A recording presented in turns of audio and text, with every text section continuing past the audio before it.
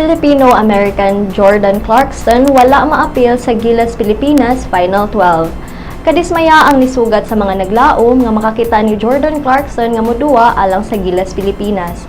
Ipahigayon kagabi ang announcement sa lista ni Coach Baldwin sa 12 players nga manuwa alang sa 2015 FIBA Asia Men's Championship sa Changsha, China karong umaabot nga Setyembre 23 kutob Oktubre 3 ug wala gyud maapil niini si Clarkson. Sa kipaggawas nga statement sa Samahang Basketball ng Pilipinas kon SBP, gipadayag nga gibuhat nila ang tanan alang maapil si Clarkson sa Gilas apan wala makaabot ang SBP sa deadline sa pag-secure sa mga gikinahanglang clearances.